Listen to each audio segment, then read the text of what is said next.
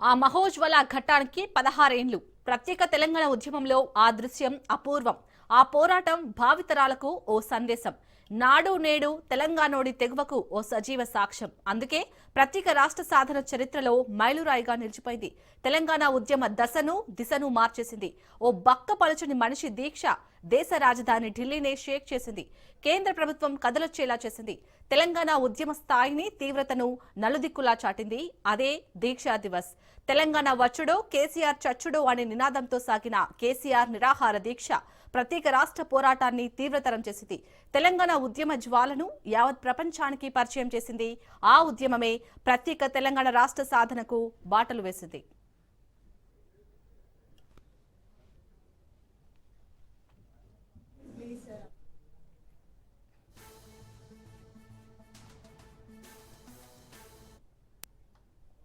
2009 November 6వ తేదీన ఆమరణ నిరాహార దీక్ష చేపడతారంటూ సంచలన ప్రకటన చేశారు కేసీఆర్. గులాబీ దళపతి ప్రకటన నాటి పాలకుల గుండెల్లో ప్రకంపనలు పుట్టించాయి. చెప్పినట్లుగానే నిరాహార దీక్ష కోసం వ్యూహరచన చేశారు. 2009 నవంబర్ 26వ తేదీ తీగలగుట్టపల్లిలోని ఉత్తర తెలంగాణ భవన్ కు చేరుకున్నారు కేసీఆర్.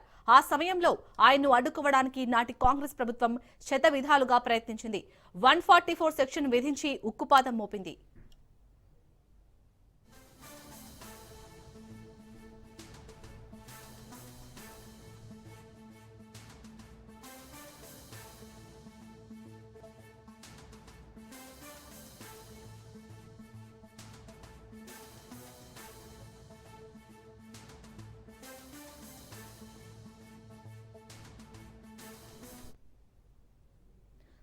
కేసీఆర్ సచ్చుడో తెలంగాణ తెచ్చుడో అనే నినాదం తెలంగాణ సమాజాన్ని ఏకం చేసింది.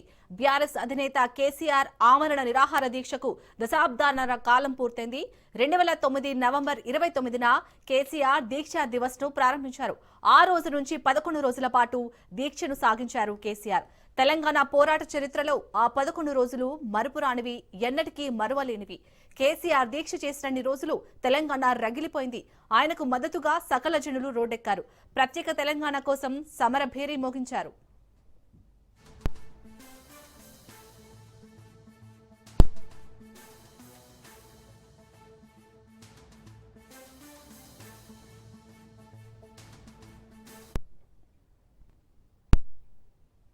తెలంగాణ రాష్ట్రం కోసం కేసీఆర్, కేసీఆర్ కోసం తెలంగాణ జనం అన్నట్లుగా సాగింది దీక్షా దివస్. ఆ ఉద్యమ ఘట్టాలు కరుడుగట్టిన సమైక్యవాదుల్లోనూ మార్పు తీసుకొచ్చాయి. ఢిల్లీ పాలకుల మెడలు వంచాయి. బండెనక బండి కట్టినట్లు గులాబీ దండు వెనుక ఉప్పెనే కదిలింది తెలంగాణ సమాజం. ఆ పోరు తెలంగాణను చూసి కేంద్రం దిగొచ్చింది. ప్రత్యేక రాష్ట్రం చేస్తున్నట్లు ప్రకటన చేసింది. డిసెంబర్ 9న తెలంగాణ రాష్ట్రం ఏర్పాటుకు ప్రకటన వెలువడిన తర్వాతే కేసీఆర్ తన దీక్షను విరమించారు. దాంతో అప్పటి వరకు కొంతమంది వరకే తెలిసిన తెలంగాణ ఉద్యమం ప్రతి ఒక్కరికి తెలిసింది. మేధావుల నుంచి సామాన్యుల దాకా తెలంగాణ దావానంలా షాకింది.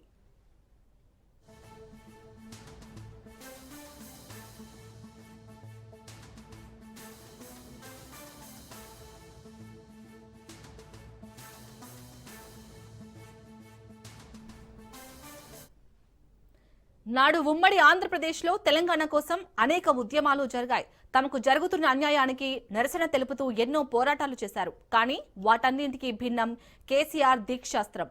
గులాబీ దళపతి దీక్ష తెలుగు రాష్ట్రాల రాజకీయాలనే మార్చేసింది. అప్పటి సమైక్య పాలకుల కుట్రలు కుతంత్రాలతో ఉద్యమాన్ని విచ్ఛిన్నం చేసేందుకు ప్రయత్నాలు చేశారు. అయినా గులాబీ దళపతి భయపడలేదు, బెదరలేదు. మొక్కవోని దీక్షతో తెలంగాణ ఉద్యమాన్ని ముందుకు నడిపించారు. ప్రత్యేక రాష్ట్ర సాధనే ధ్యేయంగా అడుగులు వేశారు. ఆయనతో పాటు సకల జనుల్ని తెలంగాణ కోసం గొంతెత్తేలా చేశారు. నీళ్లు, నిధులు, నియామకాల ట్యాగ్ లైన్తో తెలంగాణ ఉద్యమ దిశను మార్చేశారు. పదునైన ప్రసంగాలతో మలిదశ తెలంగాణ ఉద్యమానికి తెరలేపారు కేసీఆర్.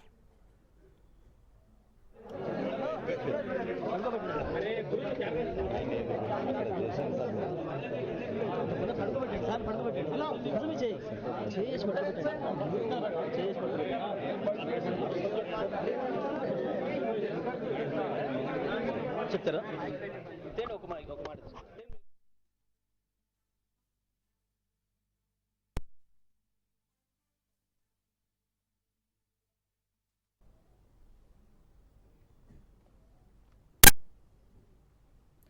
ఇనుప కంచెలు, ముళ్ల బాటలు, బారికేడ్లు, గులాబీ కారుకు బ్రేకులు వేయలేకపోయాయి. పోలీసులు మోహరించినా, కేంద్ర బలగాలు వచ్చినా నిరాహార దీక్షను సాగించడానికే కేసీఆర్ ముందుకే సాగారు. నవంబర్ 29న తెలంగాణ భవన్ నుంచి సిద్దిపేటకు బయలుదేరారు.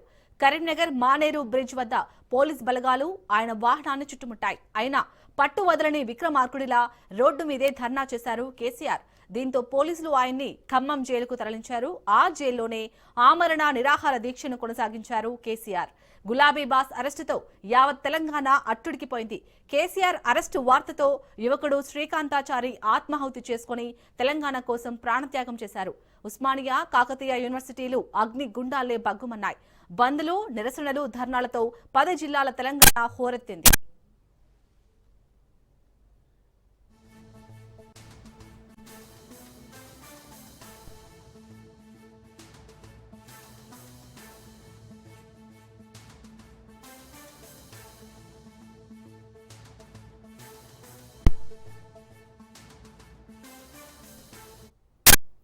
డిసెంబర్ 1న తాను లేకున్నా ఉద్యమం నడవాలని కేసీఆర్ ప్రకటించారు. డిసెంబర్ 2న పార్లమెంటులో బీజేపీ అగ్రనేత అద్వానీ కేసీఆర్ దీక్ష గురించి ప్రస్తావించారు.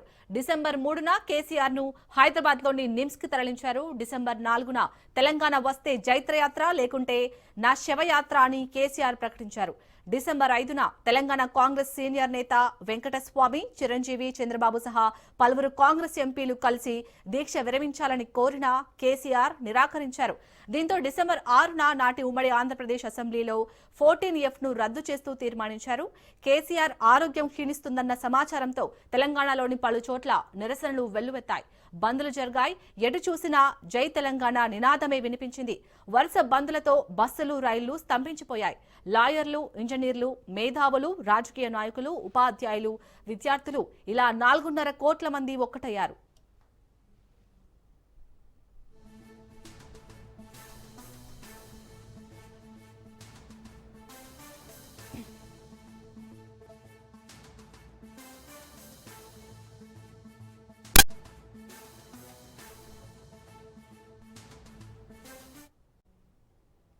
మరోవైపు రోజులు గడుస్తున్న కొద్దీ కేసీఆర్ ఆరోగ్యం క్షీణించింది.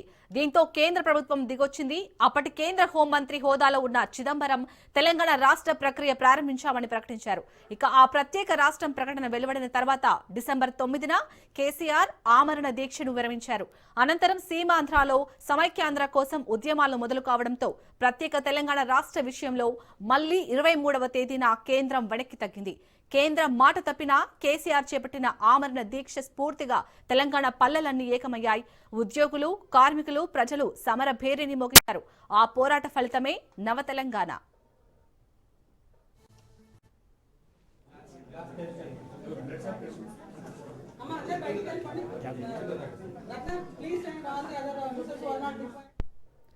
కశ్మీర్ నుంచి కన్యాకుమారి వరకు ప్రజలంతా తెలంగాణకు జై కొట్టారు.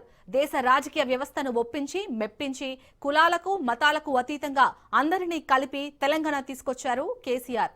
తెలంగాణ ఇచ్చిన ఘనత కాంగ్రెస్ది అయితే తెలంగాణ తెచ్చిన ఘనత ముమ్మాటికి కేసీఆర్ది. తెలంగాణలో గ్రామ పంచాయతీ ఎన్నికల నేపథ్యంలో సీఎం రేవంత్ జిల్లాల పర్యటన ఖరారైంది. డిసెంబర్ 1వ తేదీ నుంచి ఆయన ఒక్కో రోజు ఒక్కో జిల్లాలో పర్యటించనున్నారు. డిసెంబర్ 1వ నుంచి 6వ తేదీ వరకు ఆయన పర్యటన కొనసాగనుంది. డిసెంబర్ 1న ఉమ్మడి మహబూబ్ నగర్ జిల్లాలోని మక్తల్, డిసెంబర్ 2న ఉమ్మడి ఖమ్మం జిల్లాలోని కొత్తగూడెం, డిసెంబర్ 3న కరీంనగర్ జిల్లాలోని హుస్నాబాద్, డిసెంబర్ 4న ఆదిలాబాద్, డిసెంబర్ 5న నర్సంపేట, డిసెంబర్ 6న నల్గొండ జిల్లాలోని దేవరకొండ ప్రాంతాల్లో సీఎం పర్యటన సాగుతోంది.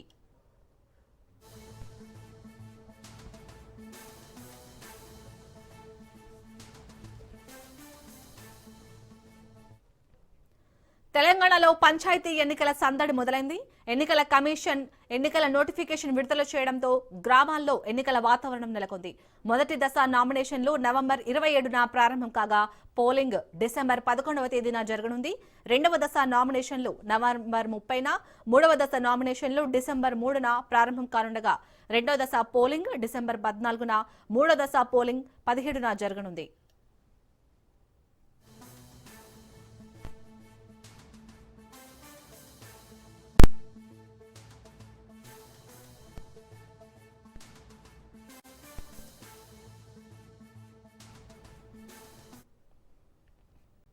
తిరుమల లడ్డూ కల్తీలో సంచలన అంశాలు బయటకొచ్చాయి.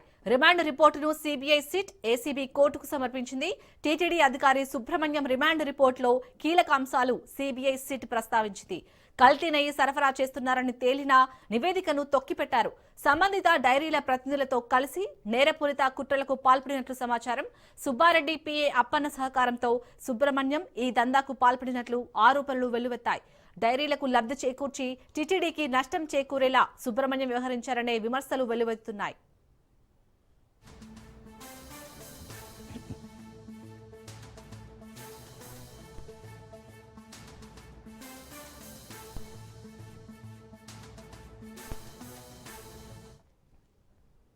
హైదరాబాద్ మలక్పేట్ ఎంఎస్ కాలేజ్లో మాస్ కాపీయింగ్ కలకలం రేపింది.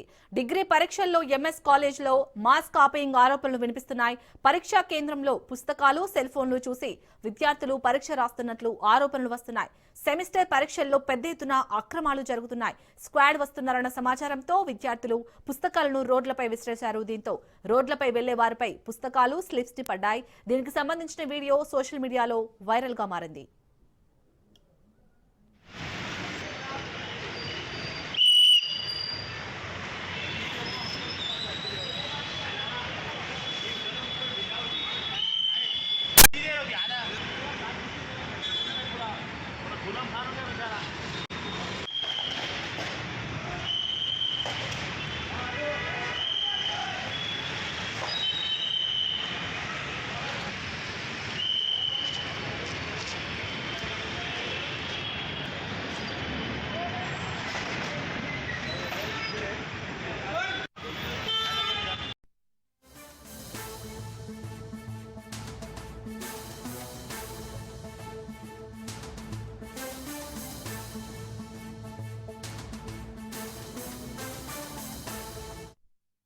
కాకినాడ జిల్లా తుని ప్రభుత్వ హాస్పిటల్లో వైద్యుల నిర్లక్ష్యం బయటపడింది. చిన్న అనే యువకుడు కాలులో అమర్చిన ఐరన్ రాడ్ బోల్ట్ తొలగించి సిజేరియన్ బ్లేడుని కాలులో ఉంచి కుట్లు వేశారు డాక్టర్లు. దీంతో బాధిత యువకుడు తల్లి ప్రశ్నించగా మళ్లీ ఆపరేషన్ చేసి బ్లేడ్ తీసేస్తామని వైద్యులు నిర్లక్ష్యపు సమాధానం చెబుతున్నారని, దీంతో డాక్టర్ల తీరుపై సర్వత్రా విమర్శలు వెలువెత్తుతున్నాయి. నిర్లక్ష్యంగా వ్యవహరిస్తున్న వైద్యులపై అధికారులు చర్యలు తీసుకోవాలని పలువురు ప్రజా సంఘాలు డిమాండ్ చేస్తున్నారు.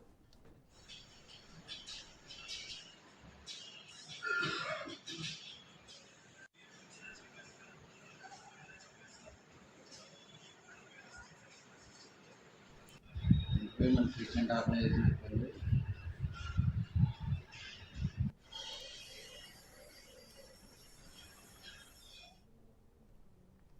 కాకినాడ జిల్లా తుని ప్రభుత్వ హాస్పిటల్లో వైద్యుల నిర్లక్ష్యం బయటపడింది.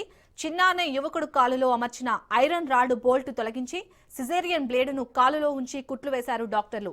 దీంతో బాధిత యువకుడు తల్లి ప్రశ్నించగా మళ్లీ ఆపరేషన్ చేసి బ్లేడ్ తీసిస్తామని వైద్యులు నిర్లక్ష్యపు సమాధానం చెబుతున్నారని, దీంతో డాక్టర్ల తీరుపై సర్వత్రా విమర్శలు వెల్లువెత్తున్నాయి. నిర్లక్ష్యంగా వ్యవహరిస్తున్న వైద్యులపై అధికారులు చర్యలు తీసుకోవాలని పలువురు ప్రజా సంఘాలు డిమాండ్ చేస్తున్నారు. రైట్ గా ఇదే అంశానికి సంబంధించి పూర్తి డీటెయిల్స్ మా ప్రతినిధి సిద్ధు అందిస్తారు. Siddhu, thank you Shalini. కాకినాడ జిల్లా తుని ప్రభుత్వ హాస్పిటల్ వైద్యులు అయితే నిర్లక్ష్యం చేశారని చెప్పవచ్చు. బోల్ట్ తొలగించమంటే అతను గతంలో కూడా ప్రభుత్వ హాస్పిటల్ ప్రభుత్వ ఆసుపత్రికి వెళ్ళినప్పుడు ఆపరేట్ చేసినప్పుడు బోల్ట్ తొలగించమని బ్లేడ్ వెళ్ళారని చెప్పొచ్చు. అయితే బ్లేడ్ వదిలేసి కుట్లు వేశారని చెప్తున్నారు డాక్టర్లు. అయితే ఆర్థోపెడిక్ డాక్టర్ ఎవరైతే ఉన్నారో ఆర్థోపెడిక్ మహేష్ కుమార్ అనే వ్యక్తి డాక్టర్ గవర్నమెంట్ హాస్పిటల్ సంబంధించిన డాక్టర్ అయితే అతను ఆపరేషన్ చేశారని చెప్పొచ్చు. చిన్న వ్యక్తి కాలు విరిగి గత 2 నెలల క్రితం అయితే కాలు అమర్చమని ఐరన్ బోల్ట్ తొలగించమని సిజేరియన్ డాక్టర్ సంప్రదించగా మహేష్ అని అతను ఆర్థోపెడిక్ డాక్టర్ అయితే కుట్లేశాడు. అయితే బ్లేడ్ ని కాళ్ళు ఉంచేసి కుట్లేశారని డాక్టర్లు ఉంచేస్తారని చెప్పి అతను వాపోతున్నాడు. అయితే కాలు గాయం కావడంతో 7.5 క్రితం ఆపరేషన్ చేసి ఐరన్ రాడ్ అమర్చారని వైద్యులు అన్నారు. తునిమండలం రామకృష్ణాపురం గ్రామానికి చెందిన చిన్న మళ్ళీ ఆపరేషన్ చేసి బ్లేడ్ చేస్తామని నిర్లక్ష్యపు సమాధానం చెప్తున్న వైద్యులు అయితే మళ్ళీ ఆపరేషన్ చేస్తామో అని నిర్లక్ష్యంగా వ్యవహరిస్తారని వాపోతున్నారు. అయితే తిరుమండలం రామకృష్ణాపురం చెందిన చిన్న అనే వ్యక్తి అదే గతంలో కూడా డాక్టర్ సంప్రదించడం జరిగింది. అదే ఆపరేషన్ మళ్ళీ చేస్తామని చెప్పి కూడా వాళ్ళు నిర్లక్ష్యంగా వ్యవహరించడంతో వాళ్ళ కుటుంబ సభ్యులతో ఆవేదన వ్యక్తం చేస్తున్నారు. శాలిని, సిద్ధు, మరి నిర్లక్ష్యంగా వ్యవహరించిన ఆ డాక్టర్ పై అయితే చర్యలు తీసుకునే ఛాన్స్ ఉందా ఆ హాస్పిటల్? యాజమాన్యం. శాలిని ఇంకా అదే ఇటువంటి సమాధానం వాళ్ళు అయితే ఫ్యామిలీ అయితే అతనికి వైద్యులైతే సరైన సమాధానం రాకపోవడంతో వాళ్ళు ఇంకా ఎటువంటి సమాచారం తీసుకోలేదు. ఎటువంటి సమాచారం డిఎంహెచ్ఓ కూడా దీన్ని ఇంకా సంప్రదించవలసిన లేదు అనుకుంటున్నాను. డిఎంహెచ్ఓ కూడా ఇది దాని దృష్టికి కూడా వెళ్ళలేదు అనుకుంటా. అయితే ఎటువంటి హామీ ఇస్తారన్నది కూడా హామీ ఇవ్వకపోవడంతో వాళ్ళైతే కొంచెం ఆందోళన చెందుతున్నారని చెప్పొచ్చు శాలిని. అది చిన్న వ్యక్తి గతంలో కాలు ఇరిగిపోవడంతో కూడా 2-3 సార్లు హాస్పిటల్కి వెళ్ళాడు. తర్వాత 1.5 తర్వాత మళ్ళీ అదే ఆపరేషన్ చెయ్యాలని చెప్తే బ్లేడ్ తొలగిస్తామని చెప్పినప్పుడు వాళ్ళు ఆపరేషన్ మళ్ళీ తిరిగి వచ్చారు. అయితే సమాధానం సరైన పొంతలు లేకపోవడంతో డాక్టర్ సరైన పొంతలు లేకపోవడంతో వాళ్ళు అయితే ఆందోళన చెందుతున్నారు Shalini. Right, thank you Siddhu.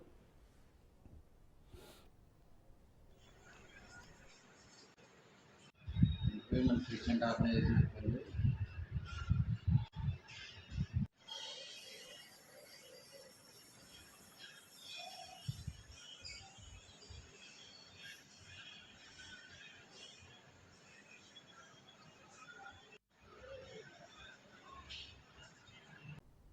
Kadapa జిల్లా బ్రహ్మంగారి మఠంలో అధికారులు దొంగల అవతారం ఎత్తారు. హుండీకి సీల్ తీయడంతో అసలు నిజం వెలుగులోకి వచ్చింది. తెరిచి ఉంచిన తాళం కప్పకు పసుపు రంగు బట్ట చుట్టి అధికారులు సీల్ చేశారు. అందరూ చూస్తుండగానే అధికారులు బట్టను బ్లేడుతో కోసి సీల్ తీశారు. బట్ట తొలగించగా తాళం ముందుగానే తెరిచి ఉంది. అందరి ముందు తాళం తెరిచినట్టుగా అధికారులు నటించారు. అధికారులు హుండీ ఆదాయాన్ని మెక్కేసి డ్రామాను రక్తి కట్టించిన ఆరోపణలు వినిపిస్తున్నాయి. దేవాదాయ శాఖ అధికారుల తీరుపై భక్తులు ఆగ్రహం వ్యక్తం చేస్తున్నారు. హుండీకి గండి పెట్టిన అధికారులపై చర్యలు తీసుకోవాలని డిమాండ్ చేస్తున్నారు.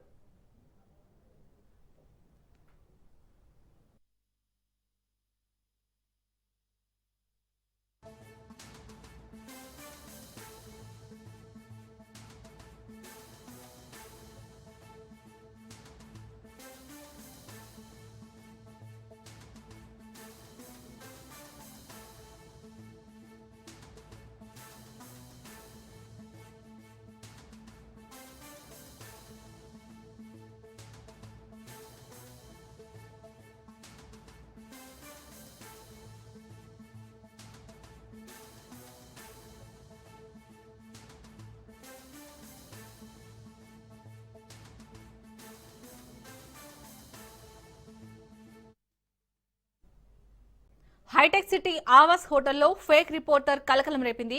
గవర్నర్ అధికారిక కార్యక్రమంలో గుర్తు తెలియని వ్యక్తి 8 నేషనల్ మీడియా లోగోస్ పట్టుకొచ్చాడు. దీంతో నకిలీ రిపోర్టర్ ని నేషనల్ మీడియా ప్రతినిధులు పట్టుకున్నారు. నకిలీ రిపోర్టర్ ని మీడియా ప్రతినిధులు మాదాపూర్ పోలీసులకు అప్పగించారు. అతని నుంచి మీడియా సంస్థల లోగోలు, స్టిక్కర్లు, కార్డులు స్వాధీనం చేసుకున్నారు.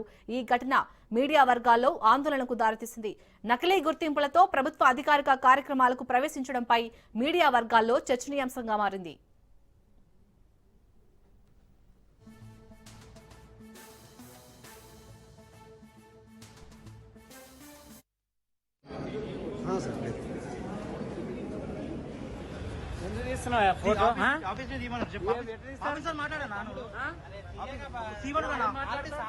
ఢిల్లీ నుంచి మాట్లాడిస్తున్నాను. ఏం చేయాలి చెప్పు? నేను సార్ ఢిల్లీ నుంచి మాట్లాడిస్తున్నాను. ఢిల్లీ నుంచి మాట్లాడిస్తున్నాను. ఏం చేయాలి చెప్పు? నేను సార్ ఢిల్లీ నుంచి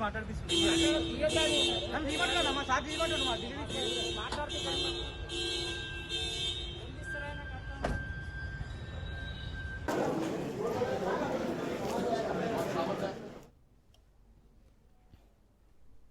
హైటెక్ సిటీ ఆవాస్ హోటల్లో ఫేక్ రిపోర్టర్ కలకలం రేపింది. గవర్నర్ అధికారిక కార్యక్రమంలో గుర్తు తెలియని వ్యక్తి 8 నేషనల్ మీడియా లోగోస్ పట్టుకొచ్చాడు. దీంతో నకిలీ రిపోర్టర్ ని నేషనల్ మీడియా ప్రతినిధులు పట్టుకున్నారు. నకిలీ రిపోర్టర్ ని మీడియా ప్రతినిధులు మాదాపూర్ పోలీసులకు అప్పగించారు. అతని నుంచి మీడియా సంస్థల లోగోలు, స్టిక్కర్లు, కార్డులు స్వాధీనం చేసుకున్నారు. ఈ ఘటన మీడియా వర్గాల్లో ఆందోళనకు దారితీసింది. నకిలీ గుర్తింపులతో ప్రభుత్వ అధికారిక కార్యక్రమాలకు ప్రవేశించడంపై మీడియా వర్గాల్లో చర్చనీయాంశంగా మారింది.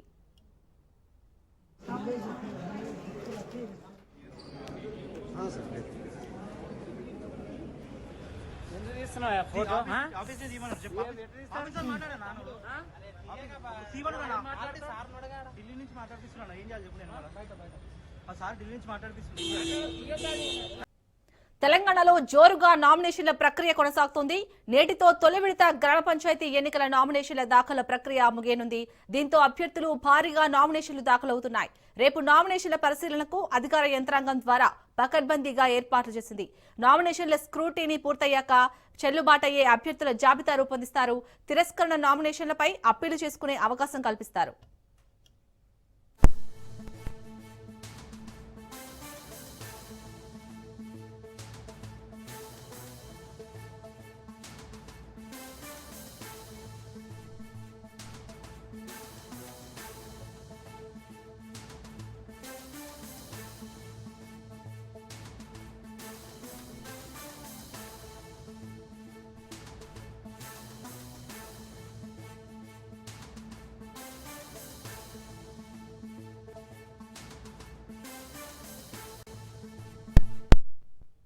తెలంగాణలో జోరుగా నామినేషన్ల ప్రక్రియ కొనసాగుతోంది.